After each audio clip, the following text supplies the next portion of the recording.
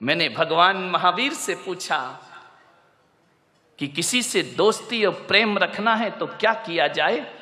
तो भगवान महावीर ने कहा कि दुश्मन को मत मारो, दुश्मनी को मारने का प्रयास करो। यदि दुश्मनी को मार दिया, दुनिया में कोई दुश्मन रह ही नहीं जाएगा। महावीर ने दोस्त को मारने की बात नहीं कही है, दुश्मनी को खत्म करो। ध्यान रखना, रावण को मारना कोई राम का उद्देश्य नहीं था।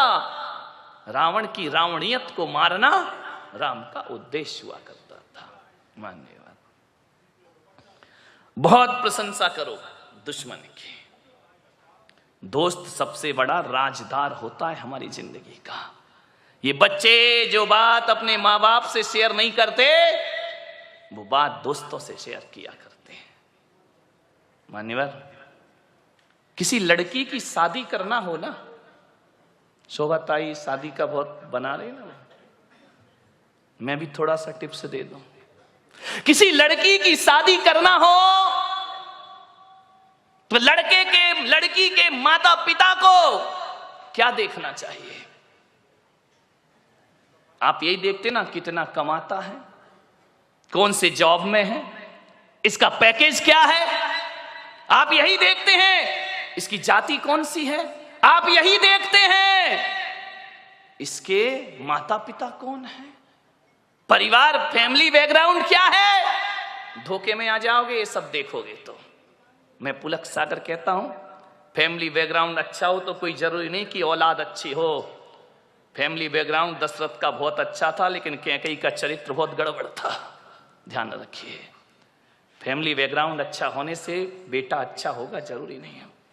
लेकिन मैं पुलक सागर आपको कहता हूं कि आपको यदि अपनी बेटी की शादी करना है, उसके हाथ पीले करना है, उसका रिश्ता लेकर के जाना है, तो ना घर देखना, ना परिवार देखना, ना आप ये देखना कितना कमाता है।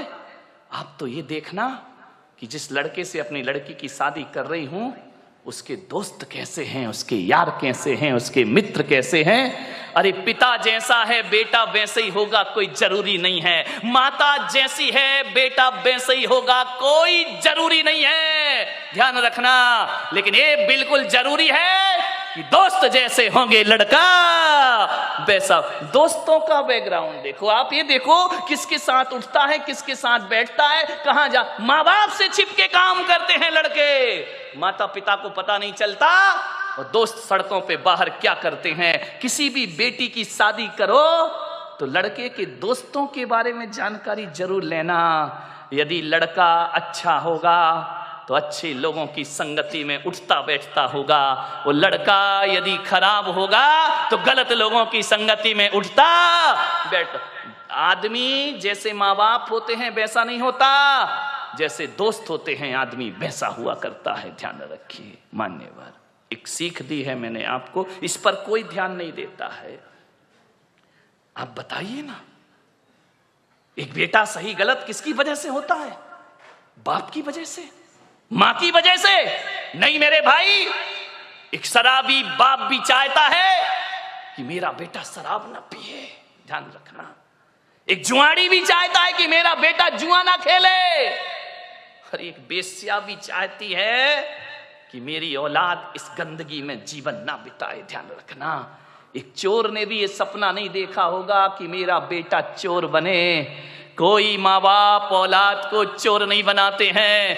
कोई माता पिता औलाद को झूठ बोलना नहीं सिखाते हैं। कोई माता पिता शराब पीना नहीं सिखाते हैं। कोई माता पिता सिगरेट पीना नहीं सिखाते हैं। सिगरेट पीने वाला बाप भी चाहता है कि मेरा बेटा सिगरेट ना पिए। ध्यान रखना। मान्यवर, मालूम है सिगरेट पीना कौन सिखाता है? दोस्त सिखाते हैं।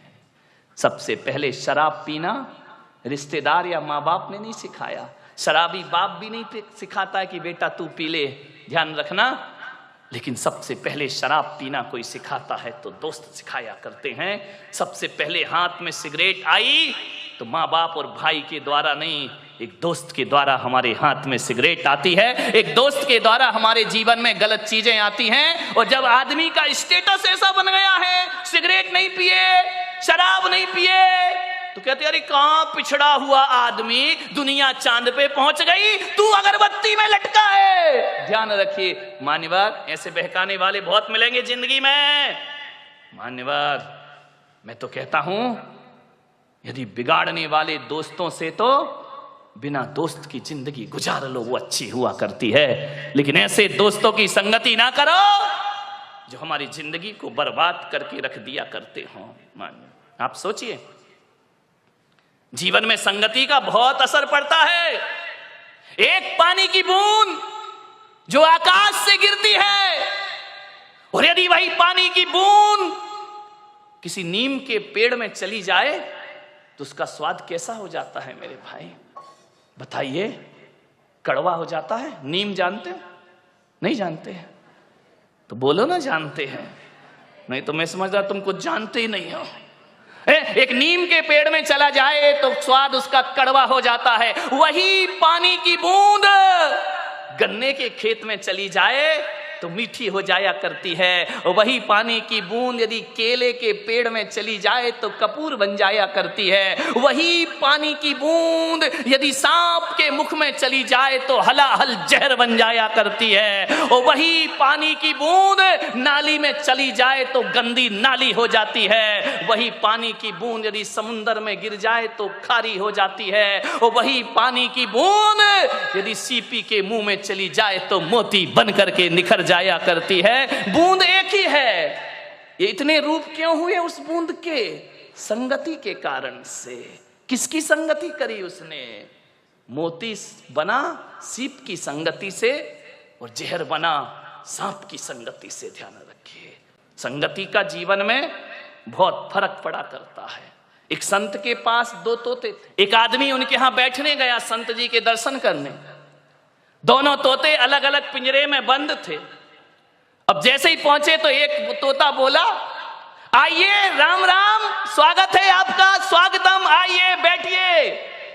आदमी को बड़ा अच्छा लगा कि यार तोता कितना मीठा बोल रहा है। जय जिनेन्द्र, राम राम, आइए भाई साहब बैठिए, अतिथि देवो भव, आपका स्वागत है, आपका सम्मान है। इतना सुकून मिला उसको। वो मुड़ा थोड़ा सा दूसरे तोते की तरफ। दूसरा तोते ने इतनी गालियां बकी, इतनी गालियां बकी, मारो, काटो, पीटो, पकड़ो, लूटो। अरे उसने कहा कि संत जी क्या मामला है? एक तोता गालियों पे गालियां बक रहा है और एक तोता आइए स्वागतम बड़ा मीठा शब्द बोल रहा है। संत ने कहा, मैंने इन तोतों से कुछ जिंदगी का पाठ पढ़ा है। बोले क्या पाठ पढ़ा है? बोले जब ये तोते पैदा हुए थे, एक तोता मैंने डाकू के घर भेज दिया था और एक तोता मैंने साधु के घर भेज दिया था। अरे जो साधु का तोता था वो कहता था राम राम तुम्हारा स्वागत है, और जो डाकू के घर पला है वो कहता है मारो, काटो, पकड़ो और लूटो। ये संगति का फल है। तोता तो एक ही है ना, किस घर में पड़ा है? एक बात याद रखना, भीलनी के घर में पड़ा हुआ चंदन तिलक लगाने के काम नहीं आता, चूल्हे में जला करके रोटियां बनाया करती है। ध्यान रखना, भीलनी के घर में रखा हुआ हीरे का टुकड़ा आभूषण नहीं बनता है, वो पैर घिसने के काम आया करता। कहां पड़े हो आप? चंदन पड़ा चमार घर, ध्यान रखिए, नित नित कूटे चाम। चंदन कहां जाना चाहिए? किसी पंडित पुजारी के पास जाए तो माथे का तिलक बनेगा, और ऐसी जगह चला जाए जहां रोज चमड़ा कूटा जाएगा। ध्यान रखिए, सोचना है आपको, आप कीमती हैं, आप महत्वपूर्ण हैं। दोस्ती को ध्यान में रखिए, किसके साथ आपका उठना बैठना है। एक बात याद रखना, मैं खाने में बैठकर दूध पीना खराब है। ध्यान रखिए, मैं खाने में बैठकर दूध भी पियोगे तो शराबी का दर्जा मिलेगा तुम्हें, इतना स्मरण रखना। और संत के दरबार में पानी भी पियोगे तो पानी नहीं, अमृत और आशीर्वाद का नामों से दिया जाता है। अमृत पान हुआ करता है। चीज तो वही है, चीज में क्या फर्क पड़ता है? संगति किसकी कर रहे हो? अच्छे लोगों की संगति करो, ऊंचे लोगों की संगति करो। ऊंचे लोग, ऊंची पसंद। कौन बोला? माणिकचंद। ध्यान रखिए, माने संगति कैसे करना है, ऊंचे विचार। मैं जब स्कूल में पढ़ता था पढ़ाई में बहुत वीक था, बहुत कमजोर। हकीकत बताऊं, धक्के लग लग के पास होता था, पढ़ाई में मन ही नहीं लगता था। दुनिया भर की शैतानी में मन लगता था, पढ़ने लिखने में कोई दिमाग नहीं, बस इसी में खुश थे। कभी देखने ही नहीं कितने परसेंट। और हमारे समय तो परसेंटेज का लफड़ा ही नहीं था। इस क्लास से उस क्लास में चले गए, पास हो गए। ना माँ बाप को कुछ पड़ी है, ना हमें कुछ पड़ी है। जाकर के देखा, बोले क्या रिजल्ट पास, नाचते गाते आ गए। जानते ही नहीं थे 90% क्या होते हैं। आजकल के बच्चे को तो 98% आ जाए तो डिप्रेशन में चला जाता है। 2% कम क्यों हुए? हम लोग तो कोई लफड़ा ही नहीं था, आ गए, पास हो गए, निकल गए, बैठ गए अगली क्लास में। कोई परसेंटेज की बात नहीं थी। कई बार तो 5 नंबर का ग्रेस भी लग के अगली क्लास में बिठा दिया जाता था। मान्यवर सोचिए, बड़ी पढ़ाई बड़ी मजेदार थी। फेल भी हो गए तो कोई टेंशन नहीं। एक लड़का फेल हो गया था हमारी क्लास में बचपन में। अब वो फेल तो हो गया बेचारा, बड़ा रो रहा। मैंने कहा काहे को रोता है यार, हो गया, फेल हो गया। स्कूल अगर आए तो पढ़ना ही पड़ेगा, पढ़ाई गर जहर है तो पीना ही पड़ेगा। उस समय मैंने कविता लिखी थी, गिर गिर के पढ़ाई में संभलते ही रहेंगे। ये मेरी बचपन की कविता। गिर गिर के पढ़ाई में संभलते ही रहेंगे, गर फेल भी हो जाए तो पढ़ते ही रहेंगे। जिसने किया फेल वही पास करेगा, पढ़ाई अगर जहर तो पीना ही पड़ेगा। हाँ, कितने खुश हो गए। देखो ऐसी बातें इतनी जल्दी आ जाती हैं। अरे जो फेल कर रहा वही पास करेगा, टेंशन काहे को ले रहा है? अभी नहीं करेगा, अगले साल करेगा। आज की पढ़ाई बिल्कुल अलग हो गई है। ध्यान रखना, मैं पढ़ता था, पीछे की लाइन में बैठता था, मेरे नंबर कम आते थे। मेरे एक शिक्षक थे, आज मुझे स्मरण में आ रहे हैं, डी भारत, क्रिश्चियन थे। वो मुझे बहुत प्यार करते थे बचपन में। वृद्ध थे, रिटायर्ड होने के बाद भी वो स्कूल पढ़ाते थे कि मैं सरकार की पेंशन जो मिलती है ना, ये फ्री में नहीं खाऊंगा, जब तक हाथ पैर चल रहे हैं स्कूल रोज आऊंगा। ऐसे वह शिक्षक थे। उन्होंने एक दिन मुझे बुलाया कि इधर आओ, तुम देखने में तो बड़े अच्छे हो। उस समय तो मैं अच्छा ही था। क्यों अभी गड़बड़ लग रहा हूं क्या? ध्यान रखिए। उन्होंने कहा इधर आओ, तुम पढ़ते लिखते क्यों नहीं हो? मैंने कहा पढ़ता तो दिमाग में कुछ नहीं चढ़ता है। बोले नहीं चढ़ेगा। मालूम है, मेरी संगति खराब थी, गलत लोगों के साथ पीछे की सीट में बैठता था, मस्ती करना, टीचर पढ़ा रहा है एक दूसरे की छेड़छाड़ करना, टीचरों के नाम रखना उल्टे सीधे। अब स्कूलों में तो यही होता है, और क्या करोगे? उनको चिढ़ाना, उनकी नकल करना। वो चले गए तो ब्लैक बोर्ड में उनका चित्र बनाना, चित्र बना रहे सर का, बन गया बंदर का। बड़ी आफत होती थी। उन्होंने कहा इधर आओ, देखने में बड़े अच्छे हो लेकिन काम तुम्हारे बहुत गड़बड़ है, पढ़ाई में आगे बढ़ो। मैंने कहा मैं नहीं लगता मन। स्कूल क्यों आते हो? माँ बाप भेजते हैं, आना तो मैं बिल्कुल नहीं चाहता हूं, लेकिन अब भेजते हैं तो भेजते, मैं करूं क्या? उन्होंने कहा इधर आओ, तुम्हारा पढ़ने में मन लगेगा। मैं 8th क्लास तक बहुत घटिया नंबर से पास होता था, बड़ी मुश्किल से। उन्होंने मुझे कहा आज से मेरा आदेश है, तुम पीछे की सीट में नहीं आगे की सीट में आकर के बैठोगे। पीछे की सीट पे वही बैठता है जो पढ़ाई से जी चुराता है, जो क्लास में मस्ती करना जानता है। ये आगे की सीट में जितने लड़के बैठे सब इंटेलिजेंट बच्चे हैं। और बेटा मैं कहता हूँ आज से होशियार बच्चों के साथ रहो, तुम्हारा सोच बदलेगा, तुम्हारा चिंतन बदलेगा। मान्यवर मुझे नहीं मालूम था उस समय, तो मुझे मजाक लगा कि क्या बकवास कर रहे हैं। 1 साल 2 साल जब मैं आगे की सीट में मैंने बैठना प्रारंभ किया, मेरे दोस्त थे अच्छे, उनके नाम मुकेश, प्रशांत, ये सब मेरे छोटे छोटे दोस्त थे, साथ पढ़ता था। वो क्लास में अव्वल दर्जे में पास होते थे। मान्यवर जो 3rd डिवीजन में मैं पास होता था, पासिंग मार्क, उन लड़कों की संगति करी। मेरे 60% नंबर आना प्रारंभ हो गए, क्योंकि वो लड़के मौज मस्ती नहीं करते थे, वो करते थे समय पर, लेकिन पढ़ाई के समय पढ़ाई। उनके साथ रह रहकर मैंने पढ़ना सीखा। मैं कहता हूं कि 2-3 साल की उस साधना में मेरे क्लास में अच्छे नंबर आने लगे। मान्यवर, जिन लोगों के साथ जैसी संगति वैसी मति, ध्यान रखना, जैसी संगति करोगे वैसी मति हो जाएगी। आज मैं जो कुछ भी हूं, आज मैं बोल पा रहा हूं, मैं महाराज भी बन गया तो मुझ में इतना दिमाग बुद्धि नहीं थी, आज ईमानदारी से स्वीकार कर रहा हूं। लेकिन बोलने की कला यदि मैंने किसी से सीखी है, चिंतन सीखा है, तो तरुण सागर महाराज के साथ रह करके मैंने सब कुछ सीखा है। आचार्य गुरुवर पुष्पदन सागर जी महाराज के बाद यदि मेरे जीवन में किसी का सबसे बड़ा उपकार है तो तरुण सागर महाराज का उपकार है। 3 साल उन्होंने मुझे पढ़ाया लिखाया, योग्य बनाया, उन्होंने मुझे चिंतन सौंपा। मान्यवर, कोई कैसा भी कुछ भी कहता रहे, जो जैन समाज में तरुण सागर ने चिंतन परोसा है, कोई मुनि इतना बड़ा चिंतन इस देश में नहीं परोस सका, जिन्होंने देश के जैन धर्म को जन धर्म बनाने का। आज मैं दुखी हूं, क्योंकि उनसे मेरा केवल इतना ही रिश्ता नहीं है कि वो मेरे अग्रज हैं, मेरे बड़े मुनि हैं, मैं उनके संग में दीक्षित हूं आचार्य महाराज से। आज ऐसी आवाज जिसने जैन धर्म को पहचान दी, आज दिल्ली में वो आवाज लड़खड़ा रही है मेरे भाई। आज वो बीमार हैं, आज वो अस्वस्थ हैं। हकीकत में कहूं तो मेरा मन स्थिर नहीं है कि जिसने मुझे सब कुछ दिया, आज इतनी सी उम्र में वो साधु लाचार है।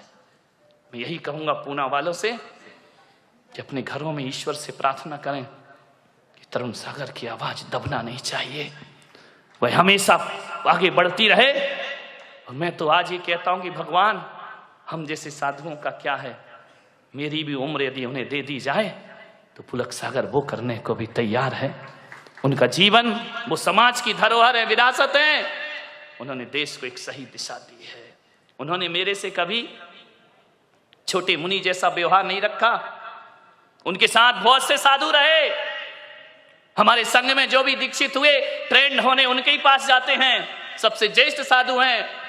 जो भी गए सबने सीखा। लेकिन तरुण सागर महाराज आज भी बोलते हैं कि पुलक सागर, जो तुमने ग्रहण किया वो कोई भी साधु मुझसे ग्रहण नहीं कर पाया है। उन्होंने हमेशा मुझे अपना छोटा भाई ही नहीं, छोटा मुनि ही नहीं, उन्होंने हमेशा मुझे अपना मित्र समझा है। आज भी हमारे उनके रिश्ते, आज दूर दूर होने के बाद भी सबसे घनिष्ठ मित्रता यदि किसी से है तो तरुण और पुलक सागर की जोड़ी। नॉर्थ में जाकर के आप देखेंगे, यदि मैं उत्तर प्रदेश में चला जाऊं ना, दिल्ली में चला जाऊं, तो आज भी दिल्ली वाले मुझे छोटा महाराज कहकर बुलाते हैं। बड़े महाराज तरुण सागर, छोटे महाराज पुलक सागर। आज भी मैं उनकी नजरों में बड़ा नहीं बना। ऐसी जोड़ी 3 साल हम लोग साथ रहे, एक भी दिन विवाद नहीं, झगड़ा नहीं, लड़ाई नहीं, कभी जोर से नहीं बोले। नहीं तो तरुण सागर को समझना बहुत बड़ी बात है। लेकिन आज तक मैं इस भरी सभा में कह रहा हूं कि कभी हम दोनों के बीच में तू मैं नहीं हुई। कभी उन्होंने मुझे जोर से नहीं बोला, डांटा नहीं, और उन्होंने डांटा नहीं और मैंने भी कभी डांटने का अवसर उनको प्रदान नहीं किया। आज वो पीड़ित हैं। विनोद गया है संदेश लेकर, बहुत अस्वस्थ है वो। मैं आपसे निवेदन करता हूं, मत दो कुछ, एक संत को हृदय से दुआ दे दो। कभी कभी दवा जो काम नहीं करती वो दुआ काम करती है, ध्यान रखना। वो निरोग हो, वो स्वस्थ हो। मान्यवर, विषय मेरा बदल गया, लेकिन भीतर से दुख है मुझे। साल भर हो गए, 2 साल हो गए उन्हें परेशानियों को झेलते झेलते। यहां से भी गए थे तो बीमार ही थे। खैर, मैं इतना ही कहूंगा कि जिंदगी में दोस्ती हमेशा याद रहती है। रिश्तेदारियों में बहुत औपचारिकताएं होती हैं मेरे भाई, रिश्तेदारी में ऊंच नीच की बातें होती हैं। रिश्तेदारी वो होती है, कोई मुझसे पूछे कि रिश्तेदारी महान होती है या दोस्ती, तो मैं पुलक सागर कहूंगा रिश्तेदारी छोड़ सकता हूं, लेकिन दोस्ती सबसे बड़ी चीज हुआ करती है। दोस्ती में कुछ ऊंच नीच नहीं होता है। दोस्ती में, रिश्तेदारी में तो रिश्तेदारों से संभल संभल के बोलना पड़ता है। हमको पूछा नहीं, हमारा सम्मान नहीं किया, हमारा, ये रिश्तेदारियों के लफड़े हैं। हम उनके घर गए, हमें पानी को नहीं पूछा। दोस्त ऐसा कभी नहीं कहता है मेरे भाई, दोस्त के मन में ये बातें कभी नहीं आती हैं। रिश्तेदार में बहुत सी रिश्तेदारी निभाना पड़ती है, दोस्ती निभाना नहीं पड़ती। दोस्ती तो जीना पड़ती है, आनंद के साथ दोस्ती जी जाती है मेरे भाई। रिश्तेदार शिकायत से भरे होते हैं।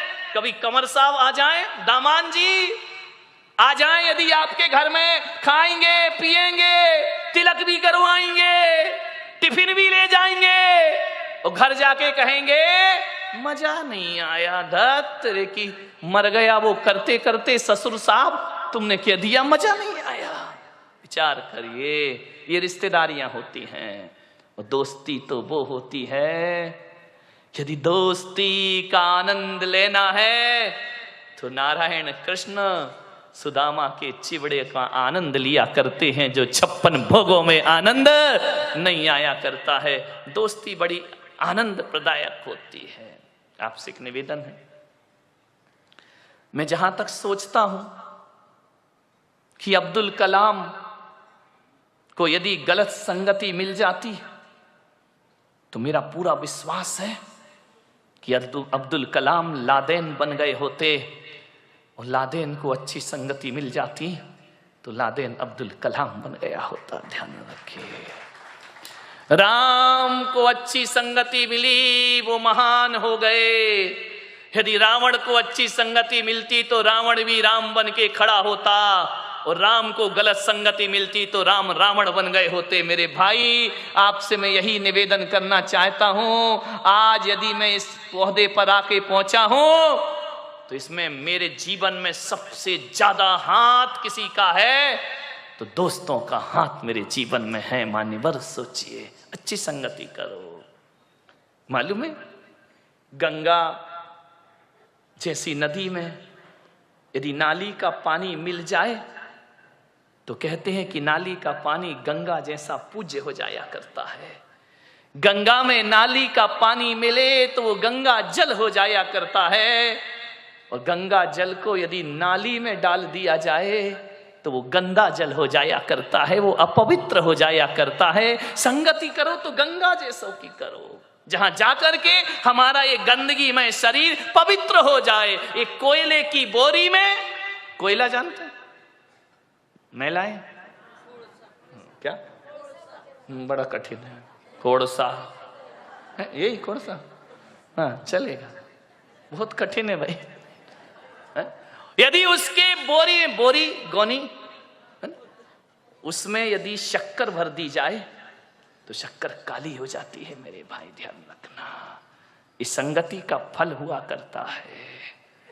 मैं आपसे निवेदन करता हूं, दोस्ती के रिश्ते को पवित्र रखना है, पावन बनाना है, तो जिससे भी दोस्ती का रिश्ता बनाओ, बनाने से पहले एक कब्रिस्तान अपने हृदय के कोने में जरूर बनाना।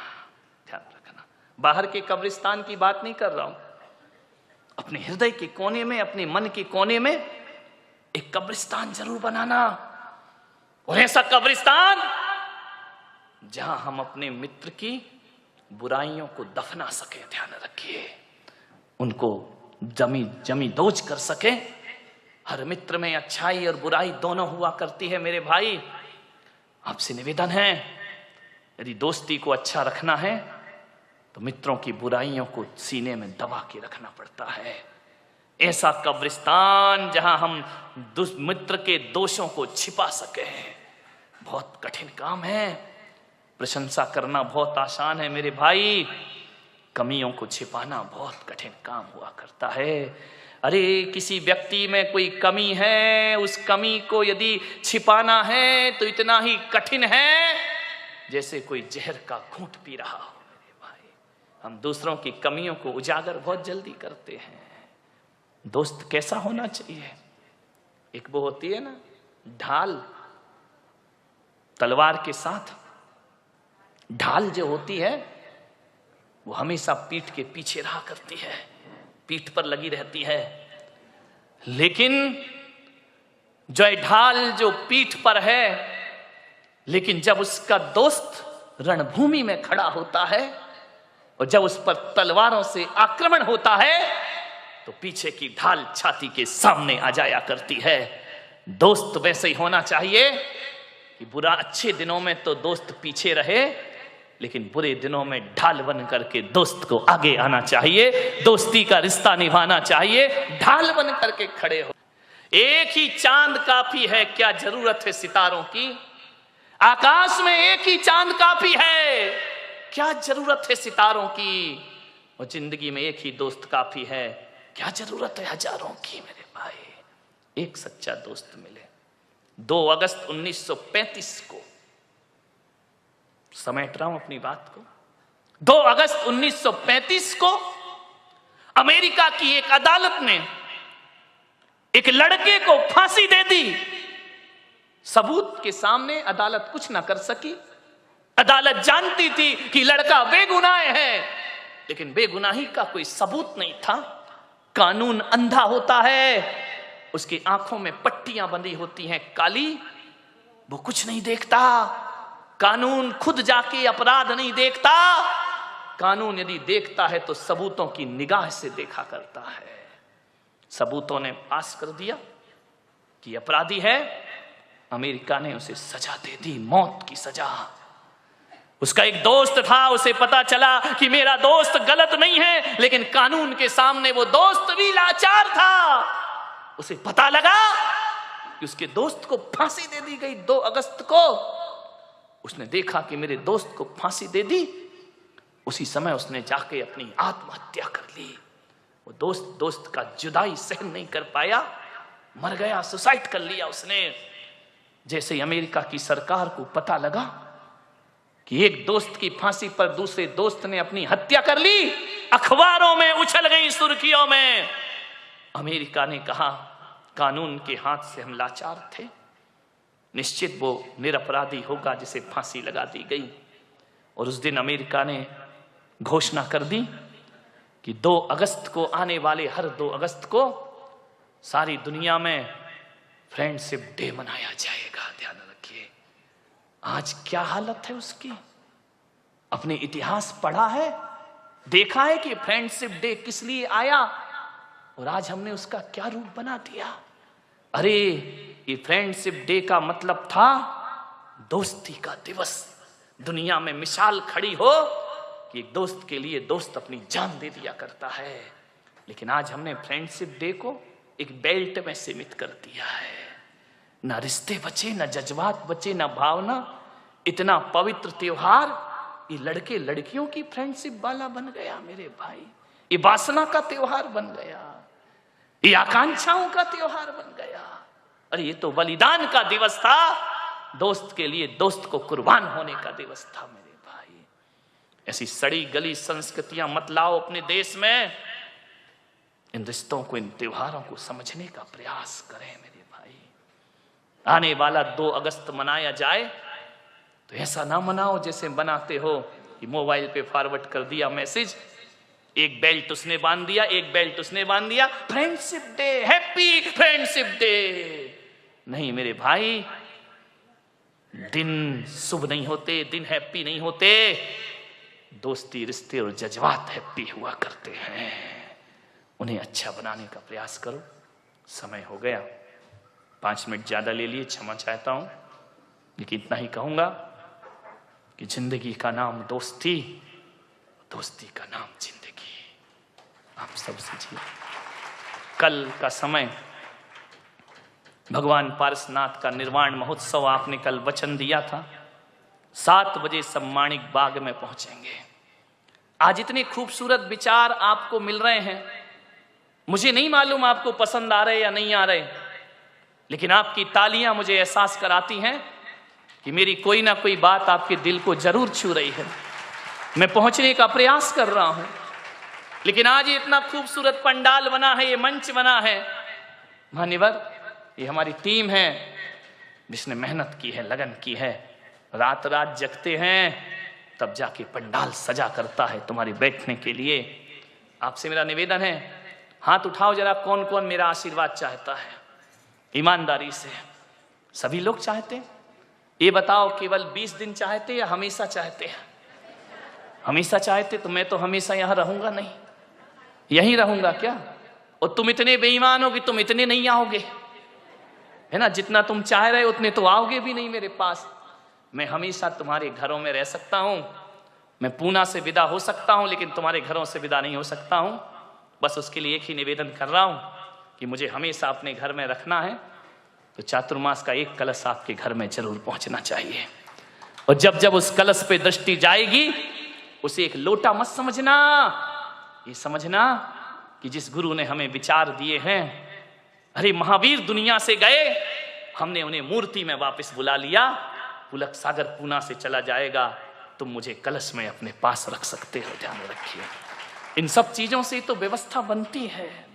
मान्यवर, मिलिंद जी फणे, शोभा ताई, जितेंद्र शाह, अभय, अजित पाटिल, संजय, सुदीन, जो मेहनत कर रहे हैं, किसके लिए कर रहे हैं?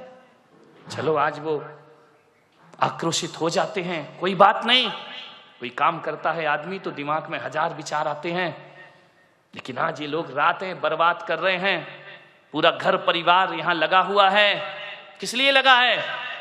कि हमारे गुरु का नाम ऊंचा हो, हमारे जिन शासन का नाम ऊंचा हो। मान्यवर, मिलिंद जी चिंता मत करो, मेरा हाथ सदा तुम्हारे सिर पर है और रहेगा, पूरी टीम के सिर पर। बस यही है, उस आदमी के हाथ मजबूत करो। तालियों से मजबूत नहीं होंगे मेरे भाई, ये खाना खा खा के मजबूत नहीं होंगे। सहयोग करिए। वो व्यक्ति खड़ा है, किसके लिए पैसा मांगता है? लोग बोले कि जब भी सूचना हो पैसा मांगते, किसके लिए मांग रहे हैं? वो अपना घर भरना है उन्हें, अपने व्यापार बढ़ाना है उन्हें? नहीं, धर्म के लिए मांग रहे हैं। मान्यवर, आज की मेरी बात से कोई जरूरी नहीं अपनी हैसियत के अनुसार 1 लाख वाला भी कलश है, 21,000 वाला भी कलश है। 4 महीने संत को लाए हो, इतना तो दो यार। तुम्हारा संत लेता क्या है? 2 अंजलि भोजन के अलावा क्या लेता है तुमसे? अभी कथाकार बुला लोगे ना तो एक एक कथा के 20-20 लाख ले जाते हैं। मैं तो बिना खाए तुमको प्रवचन दे रहा हूं मेरे भाई। इतना समर्पण तो रखो, एक एक कलश जरूर बुक होना चाहिए। उस व्यक्ति को साहस दो, ताकत दो, वो काम कर रहा है। मैं अपनी ऊर्जा दे सकता हूं, लेकिन मेरी मर्यादा है। मेरे पास धर्म है, तुम्हारे पास धन है।